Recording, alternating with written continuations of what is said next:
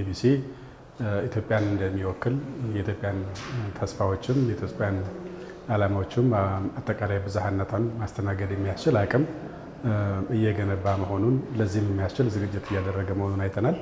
የስራ ቦታው ለንጽጽር የሚቀርብ አይደለም። ከዓለም አቀፍ አቻ ሚዲያዎች ጋር የሚስተካከል በአንዳንዱም እየላቀ እንደሚሄድ ተስፋ የሚያሳዩ ምልክቶች አሉ።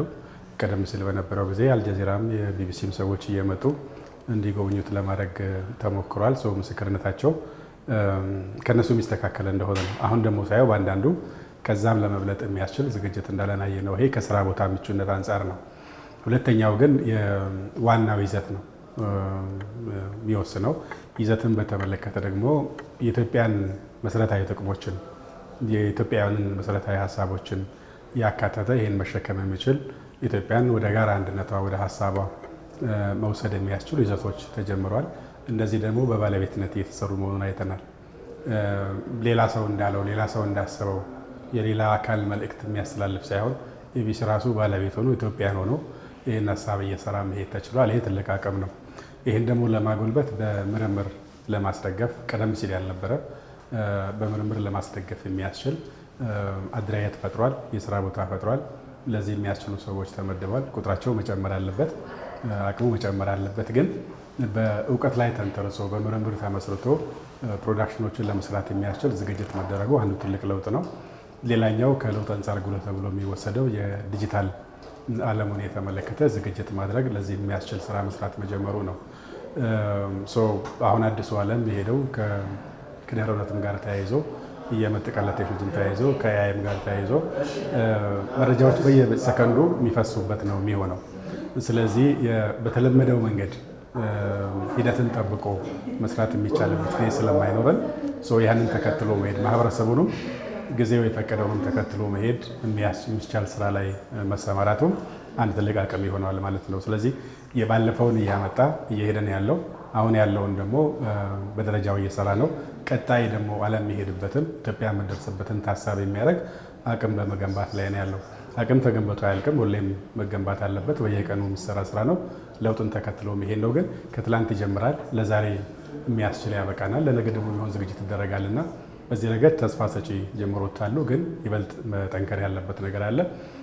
ሌላው ኢትዮጵያ ይወክላል ኢቢሲ ስንል የኢትዮጵያ ታሪኮች በሙሉ እዚህ ነው ያሉት። ይሄ ዲጂታላይዝ መደረግ አለበት። ለዚህ ተጀምሯል። በሙሉ ማለቅ አለበት። እሱ ሲያልቅ ታሪክ ላይ የተመሰረቱ ትላንትን የሚያስታውሱ በየደረጃው የነበርንበትን የሚያሳዩን ዛሬ እንዴት እንደመጣን የሚያመላክቱን ነገ ወዴት መሄድ እንዳለብን አቅጣጫ የሚያሳዩ ፕሮግራሞች ለመስራትም እና የራሱ ሀብት ባለቤት ለመሆን የሚያስችለው ስራ ተጀምሯል። ይሄ መጠናከር አለበት ብዬ አምናለሁ። ሁለት ነገር ነው። በአንድ በኩል የጋራ ሀገር ነው የሚኖረን። እቺ ሀገር ባደገች ቁጥር የዚህ ሀገር ማህበረሰብ አቅም በተገነባ ቁጥር የሚዲያዎቹም ጥቅም በዛው ልክ እየፋፋ ይሄዳል።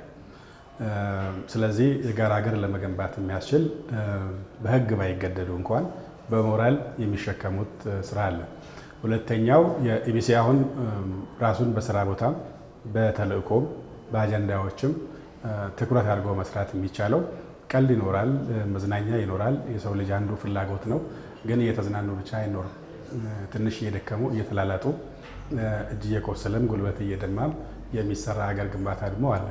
ያ ሲሆን ነው የጋራ ቤዛችን እየሰፋ መምጣት የሚችለውና ለዛ ደግሞ ተጋግዘው መስራት አለባቸው የሚል ነገር አለ። የስራ ቦታ መቀየር፣ አመለካከትን መቀየር፣ ሰውን ማብቃትና ወቅቱን እየመጠን ስራ ለመስራት የሚያስችል ቀጣይነት ድካም ይጠይቃል። ኢቢሲ በዛ ድካም ላይ ነው ያለው።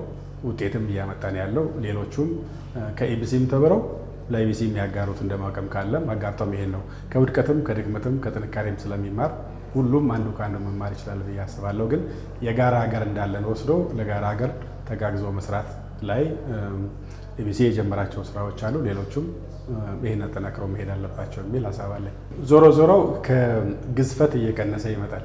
ወደ ዝመና መሄድ ማለት ከግዝፈት ሰብሰብ ማለት ቅልጥፍናና አቅም መጨመር ነው ሊሆን የሚችለው። ኢቢሲ አገርን ስለሚወክል መግዘፉ አይቀርም። ሌሎች ሚዲያዎች ቁጥራቸው ትንሽ ሊሆን ይችላል፣ የሚይዙት ሰው የሚሰሩበት ስፔስ ትንሽ ሊሆን ይችላል። መግዘፍ በዓላማ ነው የሚሆነው። መግዘፍ በምትሰሪው ስራ በምታስተላልፊው መልእክት በቆምሽበት ዓላማ ይሆናል እና በዓላማ ከተሳሰሩ መጠናቸው ኢቢሲንም ባያክል ሀሳባቸው ወደ ኢቢሲ መድረስ የሚያስችል ስራ መስራት ይቻላል እና በዛ ረገድ በዚሁ መንገድ ላይ ያሉ አሉ። መበላለጥ ይኖራል። በመተጋገዝ ተስተካክሎ የጋራ ሀገርን ለመገንባት የሚያስችል አቅምን የጋራ አድርጎ መውሰድ ይጠይቃል የሚሆነልኝ